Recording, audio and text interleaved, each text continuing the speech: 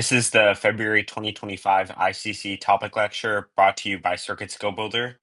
Before we get into the actual lecture, uh, you should go in the description and join our Discord and apply to be a mentor or join our mentorship program. We have a lot of good instructors and are looking for some more. And it's really just a great way to learn and connect more with the community. Okay, with that being said, I guess we'll talk about the topic. The current topic for February is resolved. The United States should accede to the Rome Statute of the International Criminal Court. Basically, the International Criminal Court is an organization that prosecutes people based on things like war crimes that have been committed. For example, the International Criminal Court is trying to prosecute Netanyahu for his uncivil way of genociding the Palestinians. So it's not an organization that precludes war, but just an organization that says you have committed war in an inhumane way or have done something that is bad, so you should get arrested. Basically, the process of how the resolution would work is that it would be ratified through the Rome Statute, which is a statute that was originally discussed back in 2009 through congressional legislation. This process can involve constitutional amendments, depending on whether or not the Rome Statute is constitutional. The word accede in the resolution specifically means that to become party to the treaty, it also is defined as to agree to something, as for the latter definition is utilized for durable fiat claims that's saying like the US, primarily Trump, will be forced to comply with ICC resolutions because they have to follow the standards of the Rome Statute, which is what accede means, and incorporate it into their law. And the actor obviously would be the United States. Yeah, so we can also talk about more background information. As Sumith kind of alluded to earlier, the goal of the court is to attempt to hold individuals guilty of war crimes. Be careful when you're researching not to look into the ICJ, which is different. The ICJ holds countries as a whole accountable as opposed to individuals. However, there's been a lot of complaints about the ICC's ineffectiveness. Since 2002, it's only been able to indict around 50 individuals, primarily in Africa, and hasn't done a lot despite a massive budget of $187 million every single year and 120 member countries in these 20 years. I think an important thing to note is how the ICC functions in terms of prosecutions. You can get prosecuted by the ICC in two circumstances.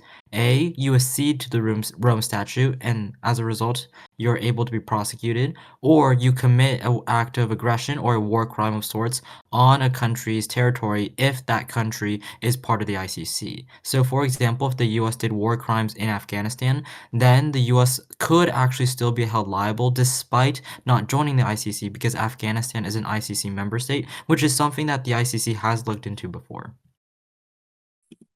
Some recent events that have happened like pretty recently is the US under Trump has just sanctioned the ICC. Initially, this was an effort that was trying to be passed through Congress, but it was blocked by Senate Democrats, which led to Trump launching an executive order to sanction the ICC.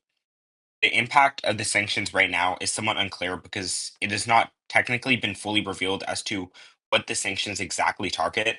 We know probably for like 99% chance sure that it's going to target the ICC's prosecutors and anyone involved in the Israel investigation because that is Trump's motive to actually sanction the ICC in the first place because he believes the investigation into Israel is what is unjust.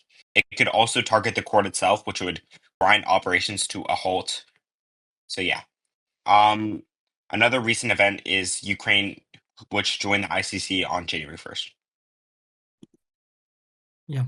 With that, we can talk about some of the arguments, especially starting with the affirmative. And I think broadly topics like this have a few types of arguments, right? Which is what is the impact of the US joining the ICC on the US itself, right? But what is the impact that the US brings to the table in changing the ICC? So the first kind of subsect of arguments is how does the ICC change? The first is funding. Right, the uniqueness picture or what the status quo looks like is that the ICC lacks funding. As a result, it's not able to operate and do investigations everywhere it needs to. An informative example is the conflict in Sudan right now.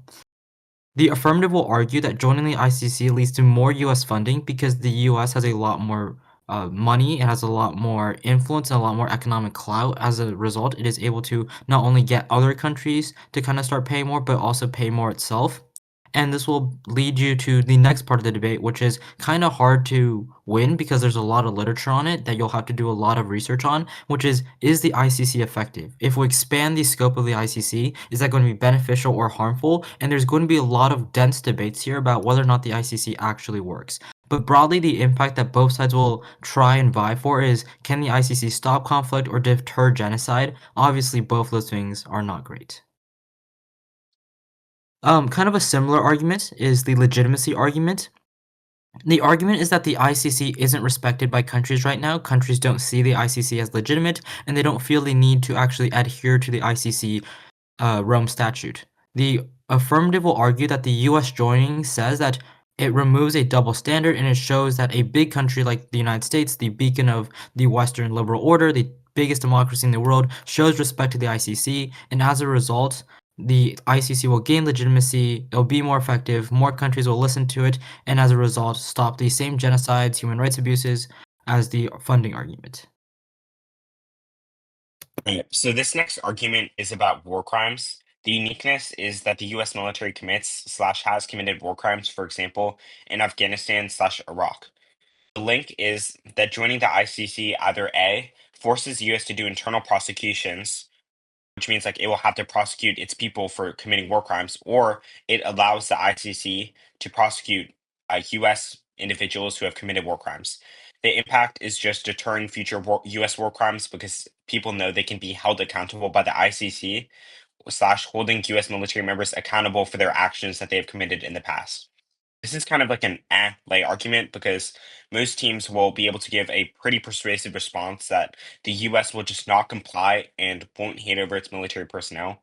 And saying accede means to like adhere and follow the ICC is not a very persuasive response to parents, although it might work on the tech. So yeah, just beware of this response. This next argument is about China. The uniqueness is that the Uyghur genocide is continuing now, but the link is that the US joining the ICC means it can use its influence on the global stage slash on the ICC to prosecute China for the genocide of the Uyghur people. uh, Kind of an integral part of this link is the idea that China will actually listen to the ICC because it is not an ICC member state. So technically, the ICC does not have jurisdiction over China, but the international pressure that the ICC could put on China through the US could cause China to stop the genocide because they care about their international image, which is the argument you should be making on the link. The internal link is that ending the Uyghur genocide is key to prevent further BRI expansion because it's kind of saying that like the Uyghur people prevent like the BRI from expanding into other regions, and that this BRI expansion is key to Chinese hedge. The impact on the lay is obvious intuitively just that the genocide is bad, and the impact for the tech is just hedge transition impacts or just hedge impacts. So like a hedge transition is bad and causes war.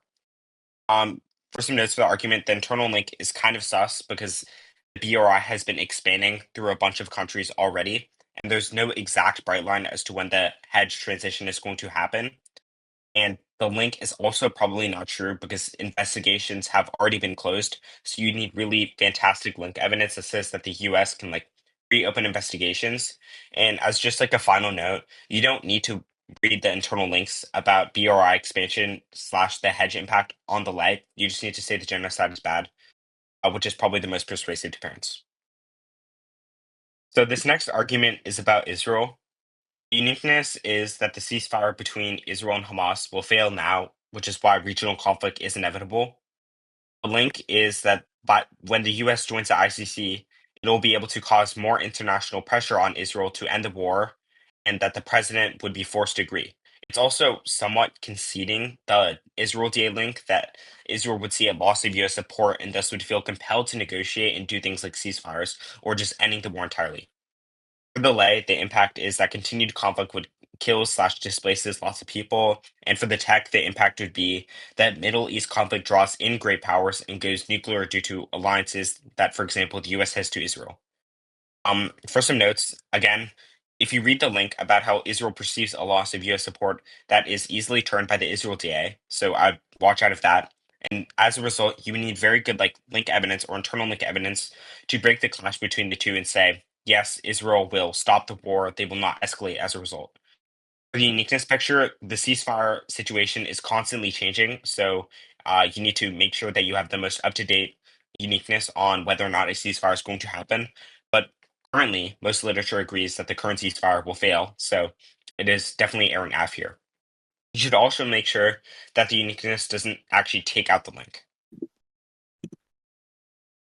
Okay, the next argument will be about deportation. So currently, the uniqueness says that in the status quo, Trump is deporting a bunch of immigrants currently as he has been taking office, and it's done in a dehumanizing way.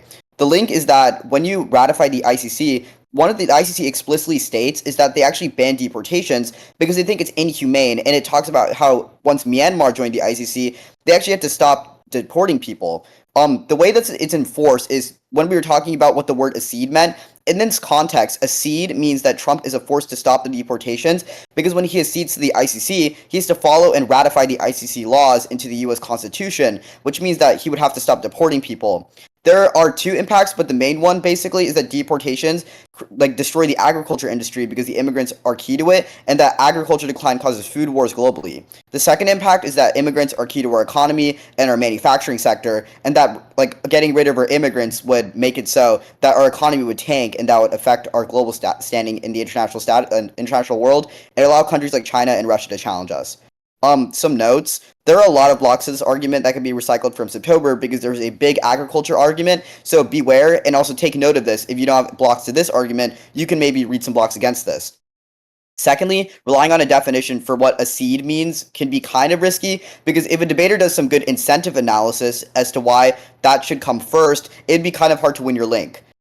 You also need to win that deportations are dehumanizing or would prompt ICC intervention because the only reason why the ICC would intervene is because they're dehumanizing. But if the neg wins an argument as to why they could deport people in a non-inhumane way, that means that Trump could still deport people and the impacts would still happen.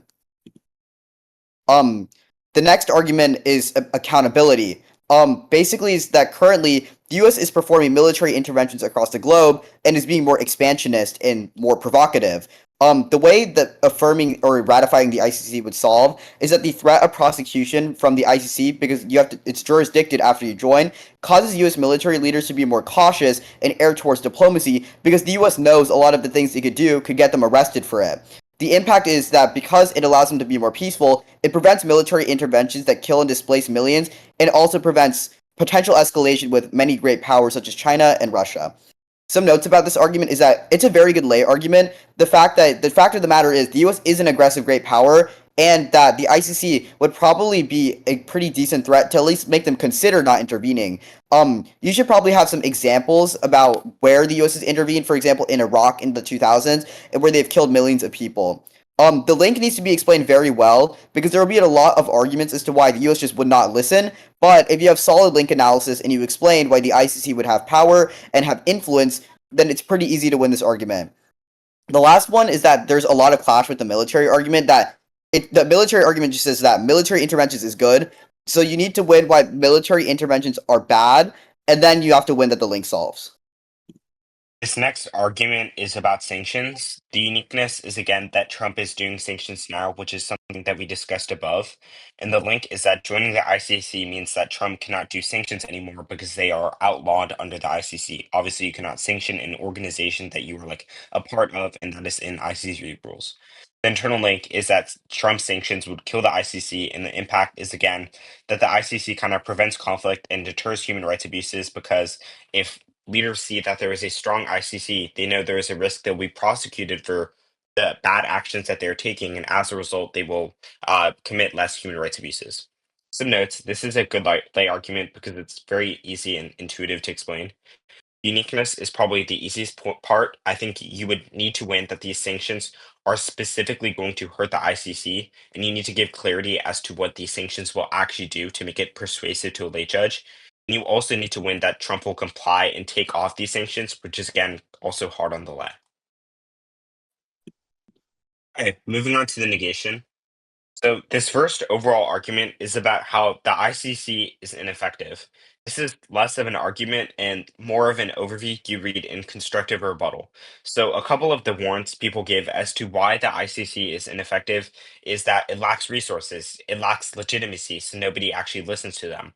they don't have enforcement power, i.e., they cannot actually enforce their rulings, which is why, for example, Sudan's president was able to skip around so many ICC member countries without actually getting arrested, and that the ICC has had an exclusive focus on Africa, and most of the people they have indicted slash arrested are actually from Africa.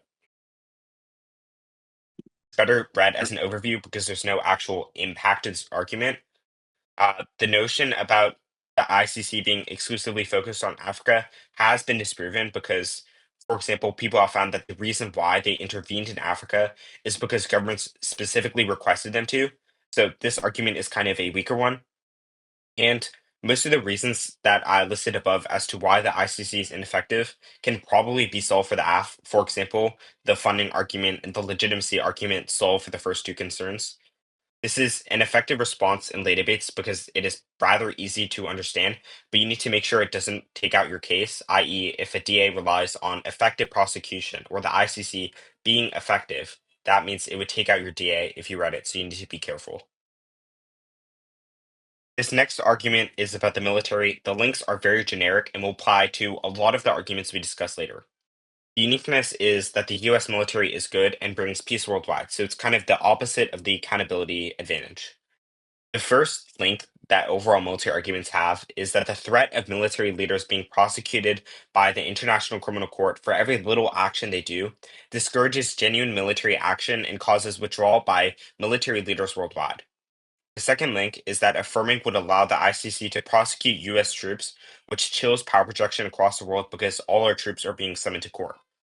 The third link is that affirming would force the US to follow the ICC's confusing law of war and like crimes of aggression, which chills decision making because leaders do not know what is illegal or legal under the ICC. The impact for kind of both the lay and the tech is that withdrawal would embolden adversaries because they see the US retrenching and would cause war. So for the notes for this argument, the impact can be lay or tech, but don't say nuclear war on the lay. That's just a general tip.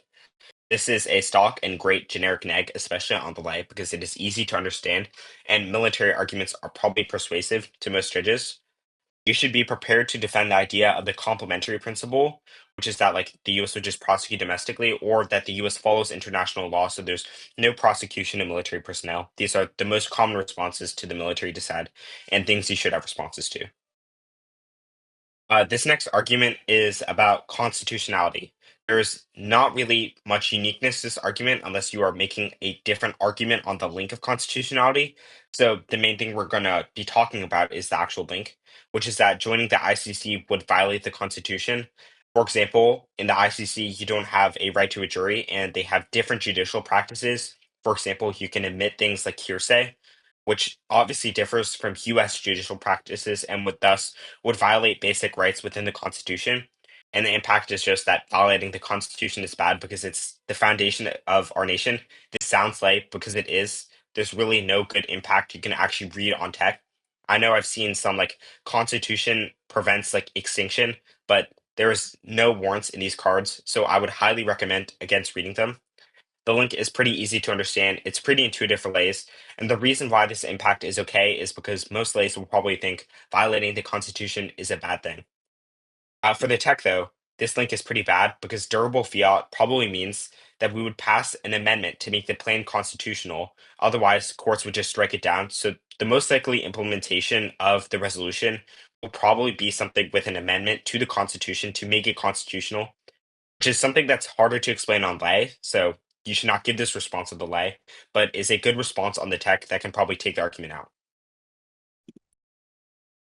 Okay, so the next neg argument would be like argument of Syria. Currently, the status quo claims that the U.S. remains in Syria and that ISIS is capped because of U.S. military restraint. The link is also what Tristan talked about, mostly about power projection.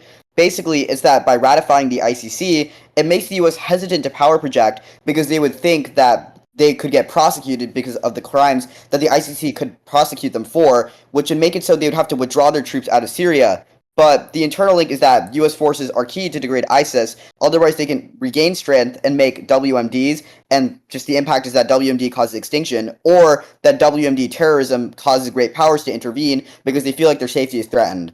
a few notes is that you will need to answer U.S. counterterror is bad turns. For example, people read responses about how the U.S. military empirically has caused the rise of multiple terrorist groups, but these are also pretty answered by the fact that even if terrorist groups try to rise, they are physically restrained. But this is probably the main argument against this. The second thing is that the argument is a little long in its best version because you need a lot of the spikes and good evidence to make really good defensible arguments. So it is best read as a tech argument and probably would not be that good on the lay and the flay because it's about a really specific scenario and a kind of improbable impact. So the next argument is cyber. So basically, the uniqueness says that the threat of cybersecurity and attacks are high now, and that U.S. cyber operations are key. Basically, what the link says is that ratifying the ICC would ban cyber warfare because it blurs the red line between what is considered a war crime or not, and it conflates cyber attacks with a war crime. The internal link is that basically vague laws around cyber warfare established by the ICC trigger miscalculation because no one knows what is considered attack or defense or not. So states escalate and try to poke holes in U.S. defenses because they think they won't be able to defend themselves. The impact is that cyber attacks cause extinction because it threatens our nuclear weapon systems, which causes the U.S. to preemptively strike, which leads to tit-for-tat escalation, causing a nuclear war. A few notes for this argument is that it's a good tech argument. This argument I don't think would be very persuasive on the lay and flay because there's not really an impact to cybersecurity, irrespective of them threatening our nuclear capabilities. The second thing to note is that the link is pretty diversified and unique. This is like a different style of argument because most of the arguments on this topic are specific to our literal military and things referring to things that could actually create war crimes. So this might be a more squirrely argument, you could say, that teams might not have a lot of answers. The only real problem is that the ICC says cyber attacks are banned, but not something about cyber defense. So you need a good answer as to why cyber defense would be not allowed too, or why the US would not pursue that as well. Okay, the next argument is about proliferation, and it falls into the same idea of the US military starting to withdraw forces.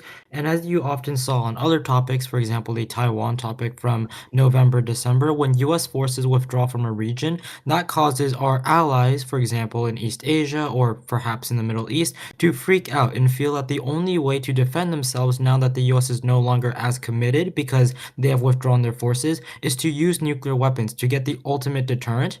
I think a few notes that we should keep in mind with this is teams should make strong arguments about specific scenarios that will result from proliferation. A lot of teams have made arguments just saying, oh, proliferation causes extinction via miscalculation and kind of moved on. Try and find stronger internal link evidence because a lot of judges are a lot more receptive to that and you'll be a lot more ahead on the specificity of your weighing arguments. I think another thing to keep in mind is make sure you have answers to all the generic troop withdrawal causes of proliferation blocks that teams have read on the Taiwan topic because they'll likely recycle those, so you should keep that in mind. The next argument is about drones, and it's similar to the Syria argument that some have talked about earlier, which is that in the status quo, we're going to continue counter-terror operations specifically for drone strikes. However, a common piece of evidence, I believe it is the Almastat 14 evidence, which says that because the US would accede to the ICC, and the ICC has specific rules that find drone strikes illegal and thus a war crime, because A, it often kills civilians, and there are some technicalities in which terrorists themselves can be considered civilians, and civilian targeting is banned. The internal link and the impact is similar to the argument that some have talked about, the Syria argument. Drones degrade terrorist capabilities in safe havens, otherwise they get weapons of mass destruction, whether that be dirty bombs, nukes, or, for example, bioweapons, all of which can cause extinction. Few notes, this argument is taken from LD land and is relatively stock, so be prepared to answer generics like drone strikes bad, which have been circulating amongst the debate community for a while. Generic impact defense about whether or not terrorists can acquire WMDs are also going to be common, and as some have pointed out, US counterterror operations maybe aren't the most effective, so you'll want good spikes to all of that. Again, probably a better argument for the tech than the lay. Okay, so the next argument is an argument regarding Israel. The uniqueness is that currently Israel believes the U.S. is committed to Israel and the status quo and that they're sending them military support. The link is that Israel thinks that when the U.S. accedes to the ICC Rome Statute, it will force the U.S. to stop supporting Israel because that currently Netanyahu is getting prosecuted or is getting investigated. It's in preparation for getting prosecuted. So by acceding, they think that it would ruin their security guarantee because the ICC would prevent them from supporting them. The internal link is that Israel preemptively strikes nukes because they become scared because of a thing called the Samson operation, which is that if Israel thinks it is going to get destroyed or taken over, they press a button and they launch 200 nukes, which is in Israel doctrine and Jewish law. The impact is that it would draw in great powers and cause extinction because of the nukes getting launched in the region. It would provoke responses from other countries. A few notes is that the link evidence is like kind of fake and pretty sketchy, but it is defensible, so you should just be prepared with good answers as to good reasons as to why Netanyahu specifically in this scenario would feel scared and preempt. The second thing to note is that the US will probably still reaffirm Israel and irrespective of the ICC, so you need some good reasons as to why they wouldn't do so or think so, or some really specific evidence as to why the ICC would physically mandate them or prevent or mandate that they do not send aid and prevent them from doing so. The third thing to note is that the legitimacy arguments that the AF can read can actually answer this argument because the ICC can restrain Israel and force them to end the war in Gaza. So you'll need some pretty good answers to this too. But this argument's okay, but it's defensible and you can go for it in every round. The last argument we're going to talk about is the politics dissat, specifically in the context of policy, right? Like certain policies are going to pass in the status quo. However, if you vote for the affirmative, that causes infighting within the Congress, and it can do things such as sap political capital, cause infighting that will derail the passage of bills happening in the status quo. I think the biggest thing with the politics dissat is you should always know your scenario, right? Whether that be the agenda politics dissat of the shutdown or the debt ceiling, all of those you can choose to run, but you need uniqueness evidence that is extremely recent. A really good way to lose when you're reading the politics dissat is to have uniqueness evidence that is, for example, from last week or the week before. You usually want it from the day of, if not maybe the day before. That's about as old as it can get when it comes to debating politics. The uniqueness debate is crucial. In terms of the biggest things to look out for is be prepared to answer the idea that political capital as a concept is fake. There's a lot of cards that say that. There's a lot of cards that say that lawmakers are going to be able to compartmentalize. So you should just know the intricacies and nuances of whatever bill you say is going to pass now that won't pass in the road of the AF, and you should be good. But also note that policy and LD has often read these arguments, so you should be able to look there and take some ideas as to what the common responses to everything are. So that does wrap up our topic lecture. So good luck to all of you competing at Berkeley, Harvard, the TOC Digitals. Remember to check the description again for the mentorship program. If you have any questions about anything we talked in the lecture, signing up through the mentorship program would allow us to answer these, or you could just ask in the Discord channel and we'd all be available to answer everyone's questions.